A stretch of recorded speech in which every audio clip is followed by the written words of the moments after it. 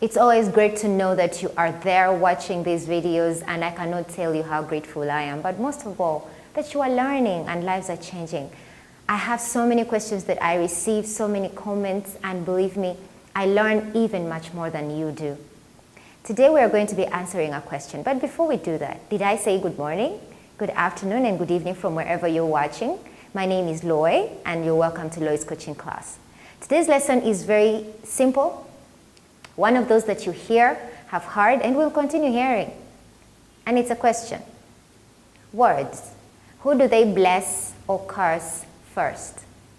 Remember, there is a word first at the end, meaning there is second, third, fourth, and maybe to other generations. When I say that you need to obtain an absolute success image, it doesn't mean that you need to be stylish, you need to wear makeup, you need to put on designer clothes and jewelry and shoes. That is all awesome. And yes, I encourage you to do that. But like I said, it doesn't mean it's all about that. We need to work on our images from the inside out. Okay? Now there is something that is very mysterious about the inside out notion. The inside pertains this part of your life and this part of your life. And what is inside there? This part we choose the heart, and in this part we choose the mind. Now, did you know that the mind is not a body part? I know, it isn't. Because it's not tangible. Everything on your body and within that you can touch is not the mind and the soul and the spirit. But the heart is there and the brain is here. But the mind is not a body part. Now, what are the inlets into your mind? Okay, let's use the simpler word brain. What are the inlets? Anybody knows? Yes, it's the ears and the eyes. What you see takes in. What you hear takes in. These are only doors and windows. There is no output from the eye. There is no output from the ear. Who does do the output? The mouth. It does bring out. Who else? These things right here, the hands, they do bring out through actions. Today we're not going to go there. Why did I bring this illustration?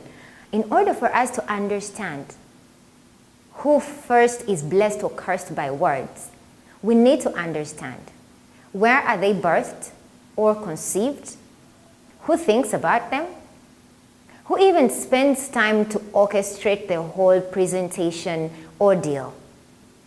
You know the answer. It is me. It is you. One thing about information or words is that there has to be a sender and a receiver. That is it. And then the other thing is it has to be timely, it has to be needed, it has to be relevant. Those are others. But when you send a word, or speak a word, you, with the conception from your mind, your own mind, is it going to bless where it has been sent or curse where it has been sent first? What do you think is the answer?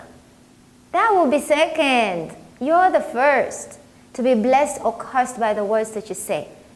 There's a traditional proverb that says, a walking stick can go so many miles, but words goes many, many more miles.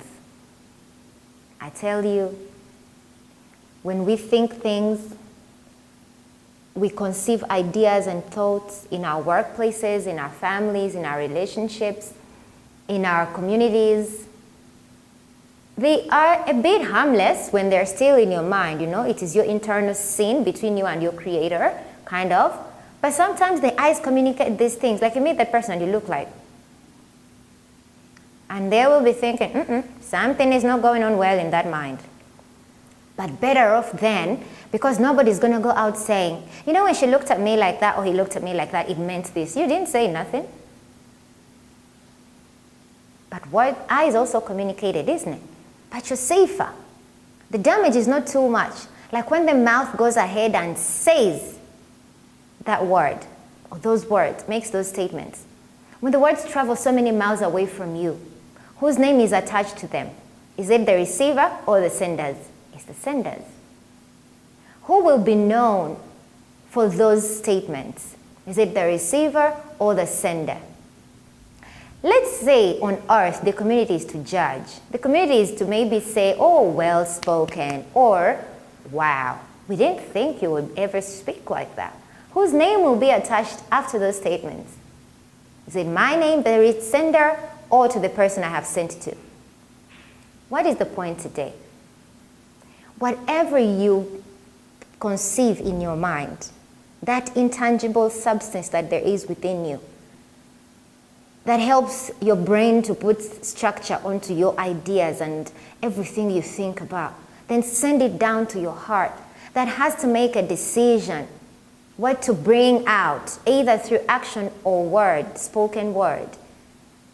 This distance between the brain, the mind, the brain, and the heart, I tell you, it's a long distance. And time has to be taken. Think. Don't say the first thing you think about. Say the second or even the 10th, if possible. Care for the receiver of the message, yes, but let me tell you, honey, you need to care more about you, the sender of the message. Because let me tell you, it first falls in your garden before it's taken by the wind to fall in another's garden. The weeds that you get and throw in another garden and another person's garden, you will return and they'll have grown in your own garden. So words, who do they bless or curse first?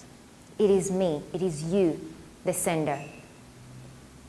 There is a line that I love so much. I know we all like, probably for you who are Christian, know about the Psalms of David. And there is this particular line that I like.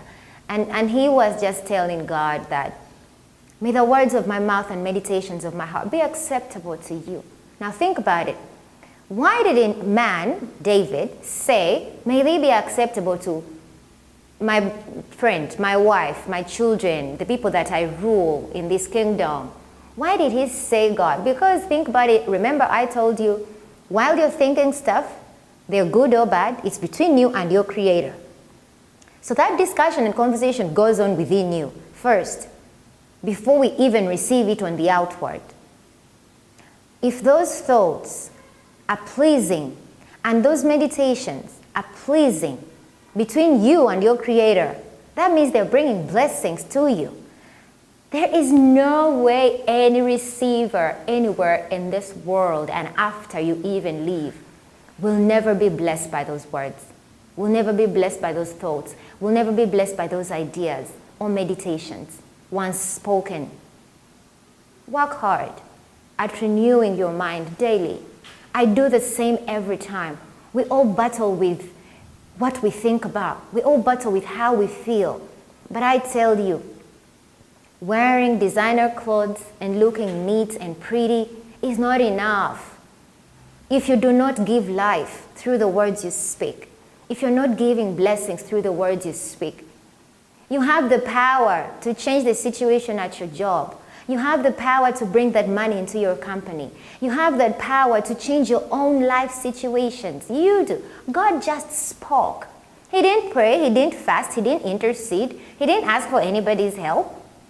But he believed in the power he had and said, I am God, and I'm just going to say, let there be, and it be. The same he gave you. Doesn't matter whether you believe in him or not. As a creature of God, you have it. Use it. But don't use it against you first. Use it for you first. And you will not even be cautious about how that is going to rub on everybody else. This is how I'm concluding. You are first blessed by what you say or cursed before the receiver gets it. Image is taken very lightly. We think it's about the nice bag that you put on your product to make it look glamorous. Maybe the beautiful black dress I'm wearing today, the jewelry and makeup. No. It's your inward content that makes it. And how shall we know you? Through the fruit of your lip. Because we know that your heart and mind have agreed to say whatever you have said, whatever I have said today. I did think about it.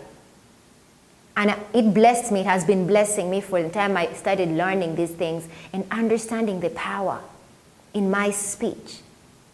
And so today I stand before you to tell you that it is important that we watch what we think, first of all, watch the messages that go into our hearts, because let me tell you, the abundance of the heart, this thing right here, never rests. It cuts like a double-edged sword. Beware.